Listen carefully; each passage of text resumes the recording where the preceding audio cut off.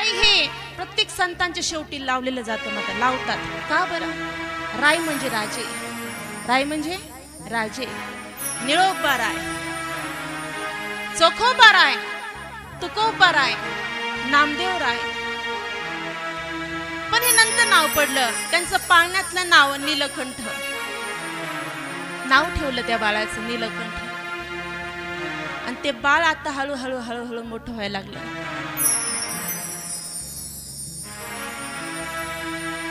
गोरगुमट बाळ, कुरुळे कुरुळे केस गालावर येत होते. बाळसं खूप आलेलं होतं. जर कुणी जवळून जात असेल की पटकन त्या बाळाला उचलायचं, पापे घ्यायचं. बाळ आता चालायला लागलं, बोलायला लागलं, पळायला लागलं. कथा कीर्तनामध्ये अशा गोष्टी पटपट होतात मायबाप. आता निळोबा राय जरा मोठे झाले, मग त्यांची मोंजी बंधन करायचं ठरलं आणि त्यांचं मोंजी बंधन केलं. मोंजी बंधन झाल्यानंतर शिक्षण घेण्यासाठी ते त्या ठिकाणी सक्षम झाले आणि शिक्षण घेण्यासाठी त्या ठिकाणी त्यांना पाठवलं. शिक्षण घेऊ लागले, परंतु त्यांची बुद्धी एकदम तल्लख होती, तल्लख. आता गुरुजींनी शिकवलं की लगेच संध्याकाळी पाठ, एवढी तल्लख बुद्धी निळोबऱ्यांची होती.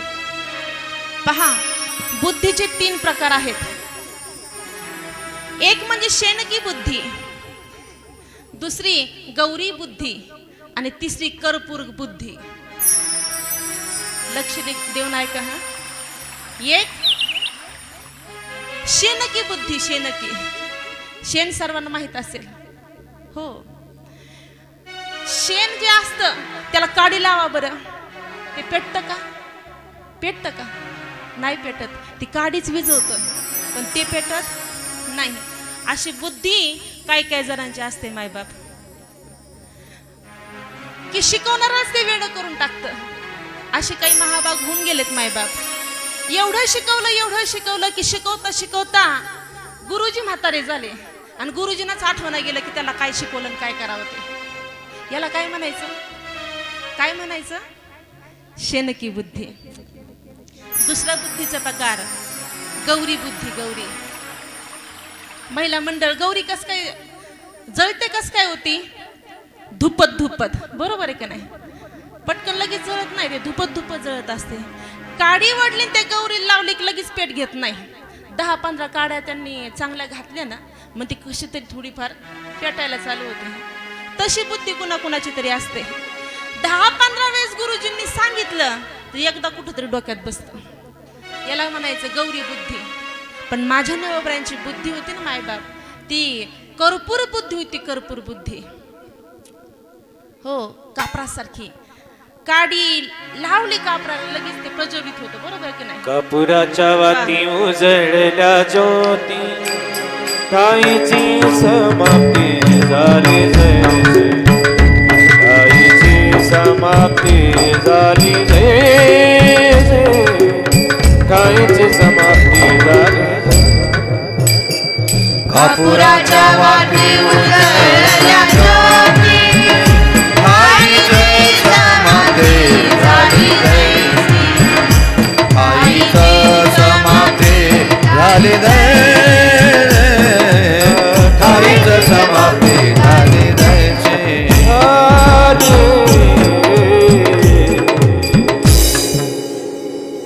निळोबऱ्यांची बुद्धी ही कापरासारखी होती, तल्लख होती. गुरुजीने आज शिकवलं की उद्या पाठ. लवकरच त्यांनी शिक्षण घेतलं आणि निळोबराय थोडे मोठे झाले आणि आईबाप मात्र वृद्धत्वाला चांगलेच झुकले. कारण उशिरा मूल झालेलं होतं, वृद्ध झाले. त्यांना असं वाटू लागलं की आपल्या डोळ्यात देखत आपल्या मुलाचं लग्न व्हावं. काय भरोसा आहे माणसाचा? त्याच्यामुळं एक शेवटची इच्छा आहे, निळोबा तू लग्न कर. या ग्रंथामध्ये निळोबऱ्यांचे पंतू पांडुरंगबुवा माकाशीर यांचे 20 अध्याय आहेत.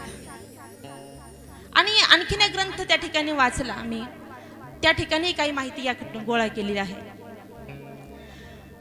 की निळोब्रांचं लग्न ठरलं. ती जवळच असलेली वाळकी गाव, त्या वाळकी गावातले अप्पासाहेब जहागीरदार यांची मुलगी मैनाबाई हिच्याशी त्यांचा विवाह ठरला. विवाहाची छान महाराज त्या ठिकाणी कथा आहे. शक्यतो मुलगा मुलीला पाहायला जातो, पण या ठिकाणी उलट झालं होतं. निळोब्राय शिरूर या गावी होते आणि मैनाबाईचे काही पाहुणे त्या शिरूर या गावामध्ये राहिला होते. आप्पासाहेब जहागीरदार आणि मैनाबाई शिरूर या गावी आले. बोलता बोलता लग्नाचा विषय निघाला आणि सांगितलं नीलकंठ लग्नाला आलेला आहे. चांगली मुलगी आहे, नक्षत्रावाने दिसते, लक्ष्मी सारखी आहे. आणि त्या मुलीला सवसांचं संध्याकाळी नटून थटून निळोबायांच्या वाड्यामध्ये आणलं मायबाप. तिला पाहताच निळोबायांची आई राधाबाई यांना आनंद झाला. त्या म्हणायला लागले की संध्याकाळच्या वेळेला माझ्या घरामध्ये लक्ष्मीच आली. एकदम सुंदर, नाकी डोळी निटास, सोज्वळ, गोरीपान. पाहता क्षणी मैनाबाई राधाबाईला आवडल्या, मुकुंद पंथाला आवडल्या आणि त्यांनी लग्नास होकार दिला. यथावकाश लग्नही झालं. आईबाप वृद्धात्वाला झुकले होते निळोब्रांचे. आता म्हातारे झाले होते आणि काही कालखंडानंतर निळोब्रांच्या वडील मात्र लग्न झाल्याबरोबर काही कालखंडानंतर 6-7 महिन्याच्या अवधीत निवर्तले, निघून गेले. वडील गेले आणि त्या ठिकाणी दुःखाचा डोंगरच कोसळला निळोब्रांच्या अंगावर. मायबाप, वडील म्हणजे आधार वृक्ष असतो. निळोब्रा फार मोठे नव्हते, लहानच होते मायबाप त्यावेळेस. संसार हाकायचा, दुसरा जीव पोसायचा, कस काय जमायचं, खचून गेले. आपला आधारवडच त्या ठिकाणी निघून गेलेला आहे. पहा ना मायबाप, जोपर्यंत बाप, आता या ठिकाणी निळोब्रांची कथा आहे, पण आपल्यावर या ठिकाणी उदाहरण देते. जोपर्यंत आपल्या घरी आपला बाप असतो तोपर्यंत त्या बापाची किंमत आपल्याला कधीच कळत नाही. ज्या दिवशी तो बाप निघून जातो ना, त्या दिवशी त्या बापाची किंमत आपल्याला कळत असते. कसाही असू द्या, म्हातारा असू द्या, नाही त्याला चालता येत एखाद्या म्हाताऱ्या बापाला नाही काय कोणता चालता येत. अहो ते अंगणात बसत, काठी आपटीत निसतं, कधीच त्या सुनबाईला घराला कुलूप लावण्याची गरज पडली नाही. पण ज्यावेळेस बाप जातो ना, त्यावेळेस त्या घराला खरंच त्या बापाची किंमत कळत असते. आणि बाप गेला ना मायबाप, मग शेजारच्या घरी जातो मी आणि म्हणा बाबा, शेजारच्या म्हणजे दुसरं तिसरं भाऊकीच्याच घरी जा आणि प्रेमाने आवाज द्या बाबा. ते कितीही तुमच्या बाबावानी वागत असतील तर ते बाबा होऊ शकत नाही. होतील का? नाही होऊ शकत मायबाप. बाप तो बापच असतो. बापाची किंमत नाही कळत मायबाप कोणाला. एके दिवशी कीर्तनामध्ये असंच घडलं. कीर्तन चालू होतं, कीर्तन संपलं आणि एक जण मला म्हणाला, काय तुम्ही बाप बाप करता ताई, काय बापाचं महात्म्य सांगतो एवढं? अहो माझा बाप दारुड्या, 2 एकर होती हो, तीही विकली दारू ताई.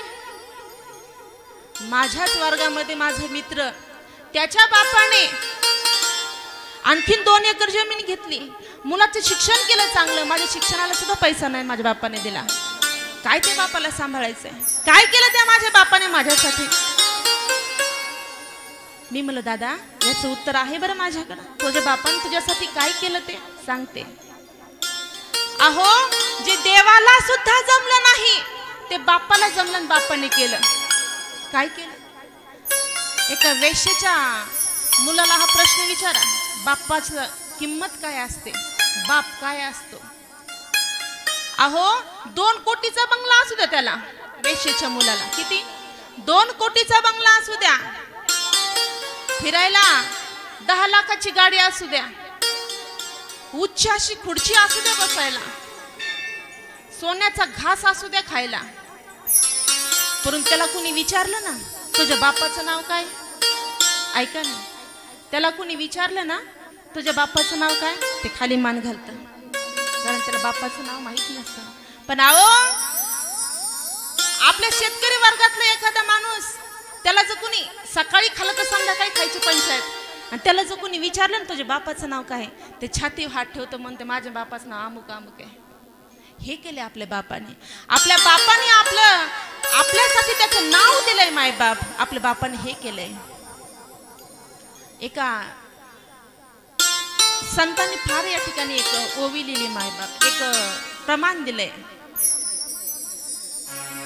पंछी पंख बिना, हाथी सूठ बिना, नारी पुरुष बिना, वैश्या पुत्र पिता भी नहीं ना, वैसे प्राणी भजन बिना. आपल्याला एवढंच घ्यायचंय, वैश्या पुत्र पिता भी नहीं ना.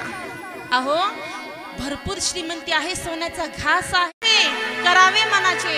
4 जणांना विचारायचं कसं करावं, काय करावं, त्यांचे सल्ला ऐकायचा आणि आपल्याला मनाला जे वाटेल ते करायचं. लहान होते ते, असे दिवसामागून दिवस जात होते. वडील कुलकर्णी होते, त्यांचे कुलकर्णी पद होतं वडिलांकडे, आणि वडिलोपार्जित ते कुलकर्णी पद मात्र नवोबरांकडे आलं. नवोबराय ते कुलकर्णी पद पाहू लागले. कुलकर्णी पद म्हणजे काय होतं, गावचा शेत सारा गोळा करायचा. पूर्वीच्या लोकांना माहित असेल शेत सारा काय असेल ते.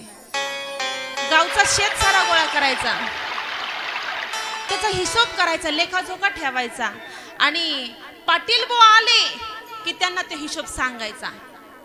हा त्यांचा त्या ठिकाणी त्यांची नोकरी होती कुलकर्णी पदाची. त्यांच्याकडे कुलकर्णी पद आलं होतं. पण मायबाप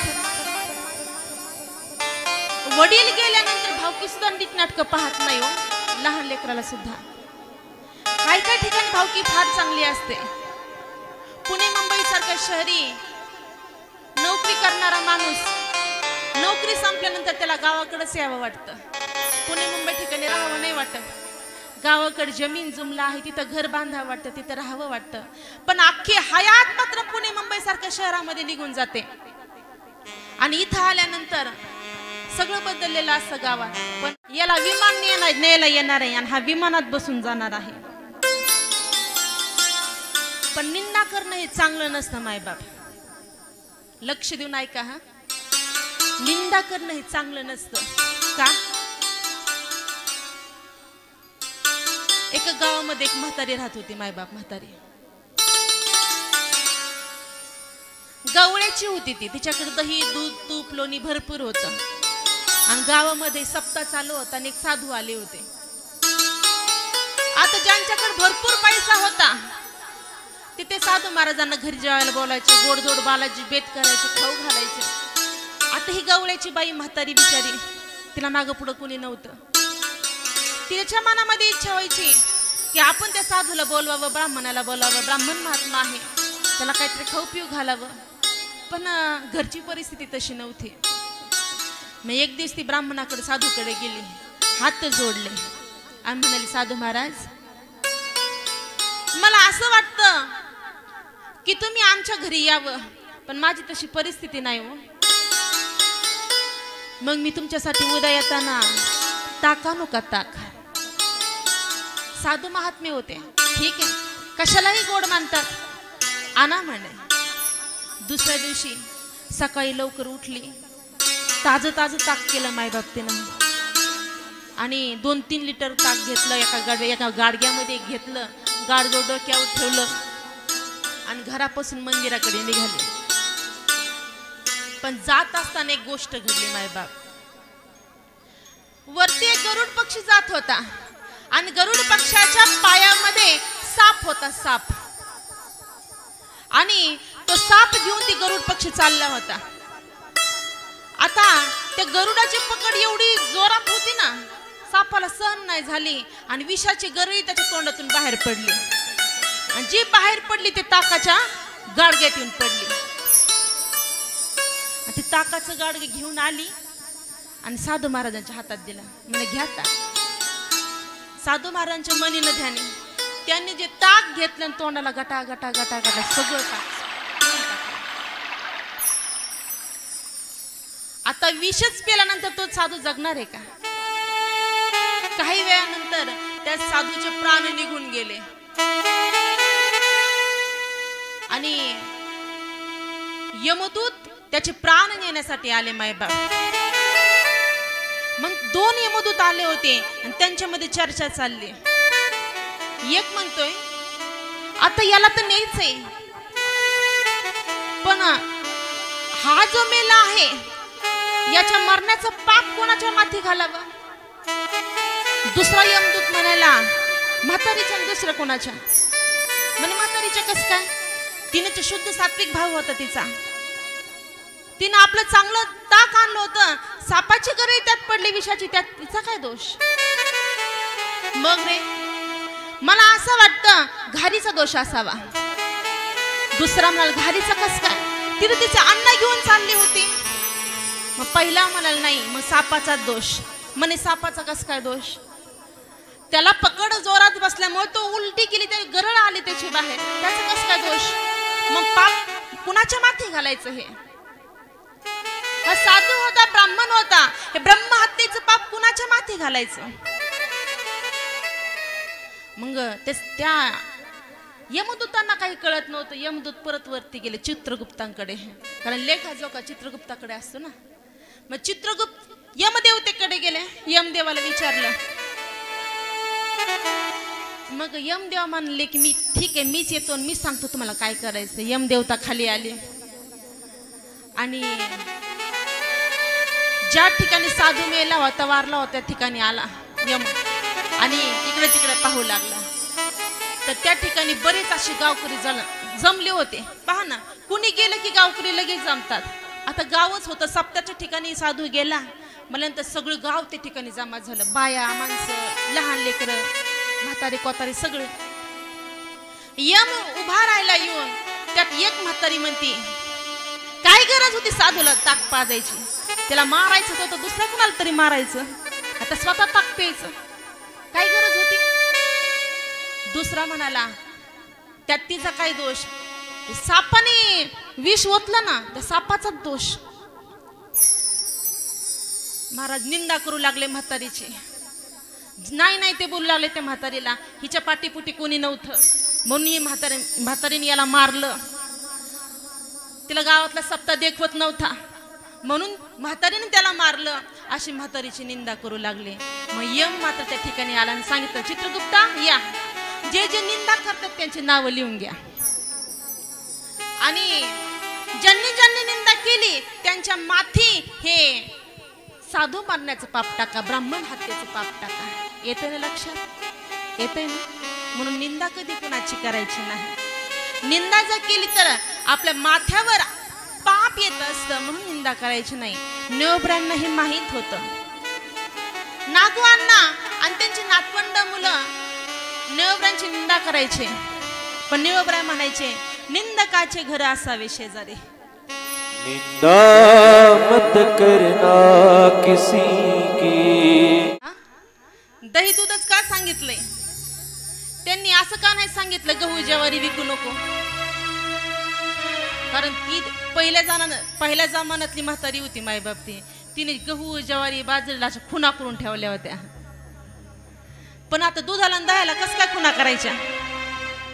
करता येतील का? ते रोजच ताजं निघत आहे ना, मग खुना कसं काय करायचे? मग सुनबाईला ताकीद केली, सुनबाई दही दूध विकू नको बरं. म्हणली बरं बरं आत्याबाई, दही दूध विकणार नाही, तसंच ठेवून तुम्ही जा. निघाली परत ते बोच डोक्यावर घेतलं, गेली. आवा निघाली पंढरपूरला, वेशीपासून आली घरा.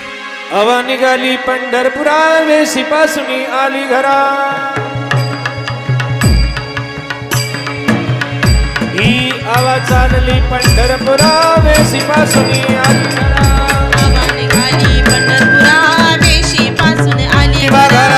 वेशीपासून आली घरा, बाजूने आली घरा, वेशीपासून आली घरा, येशी बाजूने आली घरा. ही आवा चालली पंढरपुरा, वेशीपासून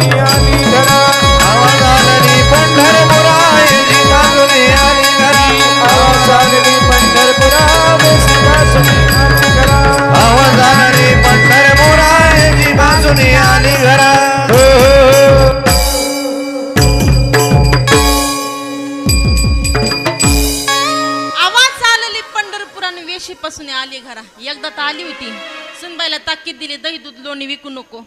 परत गेली होती ना, मग परत जावं का नाही तिनं. परत तिने ते गाठोडं घेतलं डोक्यावरचं बगलेत आणि परत माघारी आली आणि सुनबाईला म्हणाले, ए सुनबाई ऐक. म्हणजे काय सासूबाई. ऐके गोष्टी सादर बाळे, करी जतन फुटके पाळे. काय म्हणली, अगं तुझा सासरा गेल्यापासून चिकाटीचा संसार केलाय मी. फुटके बासनं फुटके भांडे तू विकू नको बरं, ते तसेच ठेव. ताकीद दिली सुनबाईला आणि परत नाही. आत्याबाई नाही हो विकणार, तसेच ठेवीन, वेगळं निघालं तुम्हालाच ते देईन. निघाली ती, परत वेशीपाशी गेली.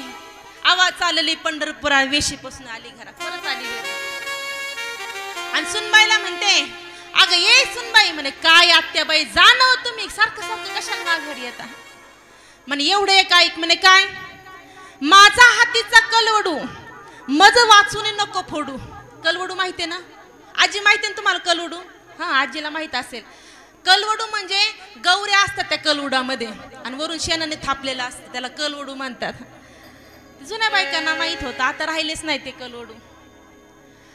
मग सांगितलं, अगं मी शेजारचं शेण चोरून आणलं होतं आणि त्या शेणाचं गौऱ्या थापल्यात आणि त्याचा कलवडू तयार केलाय, मी ऊस तर तू फोडू नको.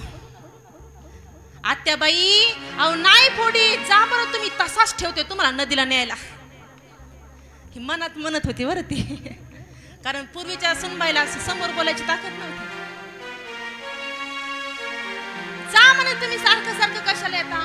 परत तिने डोक्या गाठोडे घेतले, निघाले. निम्मा रस्ता गेली. मुली सुनबाई सारखे जा जा जा, आपल्याला का बरं म्हणत असं, कशाला जा जा, काहीतरी घोटाळा दिसतो म्हणे, काहीतरी घोटाळा आहे म्हणे इथं. तिला असं वाटत असन, दिंडीमध्ये जाता जाता मला ढोसच लागावी, धडकच व्हावी, मरावं. कारण परमार्थ करत असताना संसार आडवा येतो, यासाठी हे उदाहरण आहे, लक्ष घेऊन ऐका. तिला वाटत असन दिंडीमध्ये मी कुठंतरी चुकावी, मला ढोस लागावी, मी मरावं. नाही तिला असं वाटत असावं, मी पंढरपूरला गेल्यानंतर तिथंच चुकावी, परत माघारीच येऊ नये. नाही तिला असं वाटत असावं की मी नदीतच चुकावं. हो महाराज, घडतं असं बरं. चांगले चांगले मोठे मोठे पंडित जर पहिल्यांदा चंद्रभागी स्नानासाठी गेले ना मायबाप, उघडे छिंडत येत. त्यांना आपली माणसं म्हणजे सापडतच नाहीत. त्यांना प्रत्येकाला विचारतात, आमची माणसं पाहिली का, आमची माणसं पाहिली का. कारण चंद्रभागा माणसंच सापडत नाही मायबाप. त्या म्हातारीला असंच वाटू लागलं की माझी सुनबाई जी आहे ना, तिला असं वाटत असेल की आमच्या म्हातारीनं आमच्या सासूबाईनं चंद्रभागेत हरवावं. ती परत वेशीपासून घरी आली, आवा निघाली पंढरपुराने, वेशीपासून आली घरात. ती काय गेली पंढरपूरला नाही. मायबाप प्रपंच जर करत असताना परमार्थाकडे जर डोकं नाही लावलं तर परमार्थ घडत नाहीच. म्हणून या ठिकाणी नेओब्राय म्हणतात, पारावर बसून त्यांना वैराग्य प्राप्त झालं. नेओब्राय म्हणतात की नाही नाही, आता प्रपंच करायचा नाही, आता फक्त काय करायचं, परमार्थ, परमार्थ आणि परमार्थच करायचा आहे. काही दिवस परत निघून गेले मायबाप. परत त्या ग्रंथामध्ये एक ओवी आलेली आहे, नको आता ये वेळी मना गंतू माया जाळी, दीन दयाळ वन माळी, हृदय तो कमळा स्मरावा. नेओब्रायांच्या अंतःकरणामध्ये परत वाटायला लागलं की काय करावं. आपण जर माया जाळामध्ये जर गुंतलो तर आपलं कल्याण होणार नाही. म्हणून या विषयामध्ये माणूस गुंततो आणि गुंततोच मायबाप. आणि त्या विषयामध्ये माणूस गुंतला की परमार्थाची प्राप्ती त्याला होत नाही. कारण ही माया आहे, भगवंतानी रचलेली माया आहे. एक राजा होता मायबाप, आणि त्या राजाला पुत्र संतती नव्हती, राज्याला वारसच नव्हता. राजा राणी आणि दोघेही म्हातारे झाले होते. आता पुत्र प्राप्ती नाही, राज्याला वारस नाही, काय करावं. राज्य चालवणारा हुशार असावा, कर्पूर बुद्धिवाला असावा, चालाख असावा. मग त्या राजा चालाखच होता मायबाप. त्याने युक्ती केली. 6 मजली बंगला बांधला मायबाप. किती मजली? 6 मजली बंगला बांधला. आणि 6व्या मजल्यावर राजा जाऊन बसला. कितव्या मजल्यावर? 6व्या. पहिल्या मजल्यावर शब्द हा रस भरला. म्हणजे पहिल्या मजल्यावर विविध कवी यांचा अधिवेशन भरली. पहिल्या मजल्यावर कवी बोलवले. दुसऱ्या मजल्यावर स्पर्श हा विषय त्या ठिकाणी भरवला. मोमो गालीचे त्या ठिकाणी अंथरले. तिसऱ्या मजल्यावर रूप हा विषय त्या ठिकाणी ठासून भरला. डोळ्याला चांगल्या वाटणाऱ्या गोष्टी त्या तिसऱ्या मजल्यावर ठेवल्या. चौथ्या मजल्यावर रस ठेवला. रस विशिष्ट अशी पेय ठेवली. खाद्य ठेवली. पेय ठेवली. तर रस हा त्या ठिकाणी चौथ्या मजल्यावर हा विषय ठेवला. आणि 5व्या मजल्यावर गंध हा विषय ठेवला. सुवासिक फुलं ठेवे, अत्तर ठेवली. आणि 6व्या मजल्यावर राजा जाऊन बसला. आणि सांगितलं वरून की दौंडी पेटवा. सगळ्यांना सांगा की सूर्यास्तापर्यंत जो राजापर्यंत येईल त्याला सगळं राज्य दिलं जाईल. त्याला राज्याचा वारस ठरवलं जाईल. अशी दौंडी त्या ठिकाणी महाराज सगळीकडे पसरवली. आणि दुसऱ्या दिवशी सूर्य उगवल्याबरोबर सगळे माणसं पळत पळत निघाले. सगळ्यांना अशी राज्याची अपेक्षा होती ना. काही जण आले आणि त्या ठिकाणी पहिल्या मजल्यावर गेले. तर पहिल्या मजल्यावर शब्दरस किंवा शब्द विषय त्या ठिकाणी भरलेला होता. मग काही जण महाराज दर्दी असतात कथा ऐकण्यासाठीचे, शब्द ऐकण्यासाठीचे. काही जण दर्दी असतात काव्य ऐकण्यासाठीचे. जे काव्य ऐकण्यासाठी कवित्व करणारे ते त्या ठिकाणी रमले. ज्यांना काव्य आवडत नाही त्याने दुसरा मजला गाठला. दुसरा मजला होता स्पर्श. त्या ठिकाणी मोमो गादी अशा अंथरलेल्या होत्या. गालीचे होते. छान छान मोमो वस्तू होत्या. ज्यांना मोमो वस्तू आवडतात ते त्या मोमो वस्तू मध्येच गुंतले. ते वरती काय गेले नाहीत. मग तिसऱ्या मजल्यावर काही जण गेले. तर तिसऱ्या मजल्यावर रूप हा विषय त्या ठिकाणी होता. डोळ्याला चांगला दिसणाऱ्या गोष्टी त्या ठिकाणी होत्या. काही लोक त्या ठिकाणी गुंतले. काही लोक वरती 4थ्या मजल्यावर गेले. 4थ्या मजल्यावर रस हा विषय भरलेला होता. रस विषय म्हणजे काय? त्या ठिकाणी भोजन होतं. भोजन हा रस विषय कुणाला आवडत नाही असा माणूस नाही. बऱ्यापैकी त्या ठिकाणी माणसं त्या रसातच गुंतले. वर जायला कुणी तयारच नाही. आणि काही जण त्या रसातून निघाले. वरती गंध हा विषय होता. 5व्या मजल्यावर सुवासिक पदार्थ होते. अत्तर होती. सेंटच्या बाटल्या होत्या. काही जण तिथं रमले मायबाप. पण संध्याकाळच्या वेळेला पूर्ण गावामधून फक्त एकच 10 वर्षाचा मुलगा राजराणीपर्यंत गेला. लक्ष देऊन ऐका. हे 5 प्रकारचे विषय तुम्हाला का सांगितले आहेत? हे 5 प्रकारच्या विषयामध्ये माणूस गुंततो आणि परमार्थाची प्राप्ती होत नाही. राजा म्हणजे देव आहे आणि प्रजा म्हणजे आपण सर्वजण आहोत. देवाची प्राप्ती करण्याकरता हे 5 प्रकारच्या विषयामध्ये आपल्याला गुंतायचं नाही. जर त्या विषयामध्ये आपण गुंतलो तर देवाची प्राप्ती होणार. विषयाचे समसुख बेगडाची बावली. विषयाचे समसुख बेगडाचे बावली.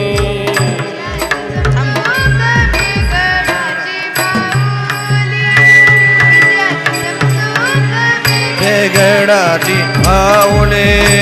विषयाचे समसुख बेगडाचे बावली. विषयाचे समसुख बेगडाचे बावली. बेगडाची बावली.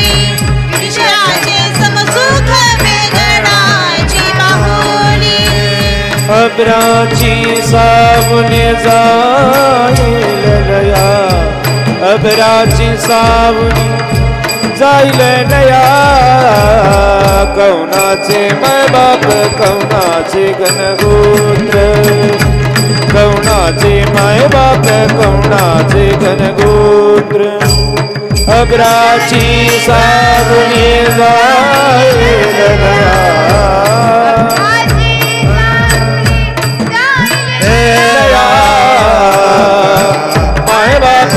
कोणाचे गणगोत्र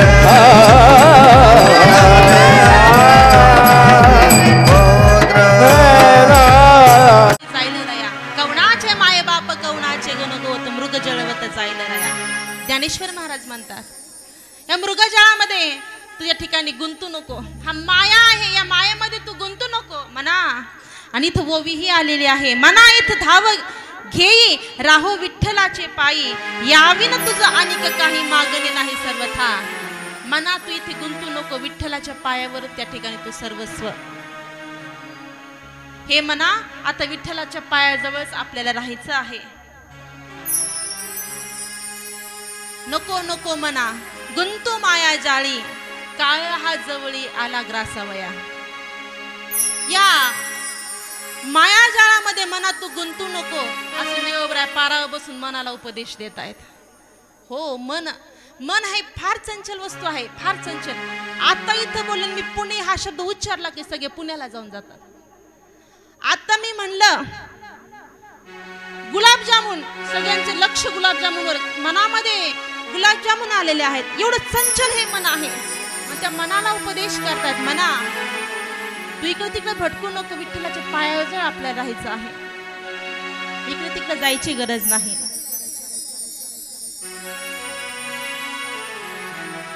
आपल्या पिंपळनेरची या ठिकाणी सोहळा जात असतो मायबाप. सोहळ्यामध्ये बरेच वारकऱ्यांची भेटी होतात आणि पंचकोशीतरी बरेच माणसं त्या ठिकाणी येत असतात. नगरहून माणसं येत असतात मायबाप त्या ठिकाणी. आणि सोहळ्यामध्ये 2 वारकऱ्यांची भेट झाली. एक वारकरी आपला पिंपळनेरचा आणि दुसरा वारकरी समजा नगरचा. दोन्ही वारकऱ्यांची भेट झाली. खरं सांगू का मायबाप रक्ताच्या नात्यापेक्षा वारीमधलं नाते कधी विश्रेष्ठ अनुभवून बघा. एकदा वारीला जाऊन पहा. रक्ताच्या नात्यापेक्षा वारीतलं नातं कधीही श्रेष्ठच. जर तुम्ही वारीला गेले ना पाठीमागे येत असताना वारी संपली विठ्ठलाचं दर्शन झालं आषाढी एकादशी झाली माघारी येताना सगळ्या माता माऊल्यांचे पुरुष वर्गांचे डोळे मात्र आइए महाराज पधारिए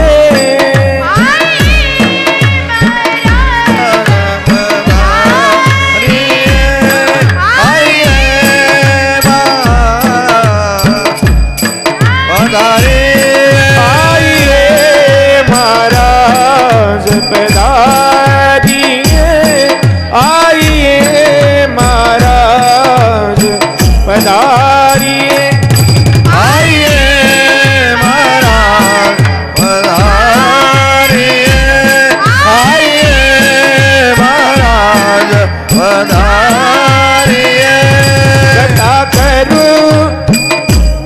कथा करो नीलोबा महाराज कथा करो नीलोबा महाराज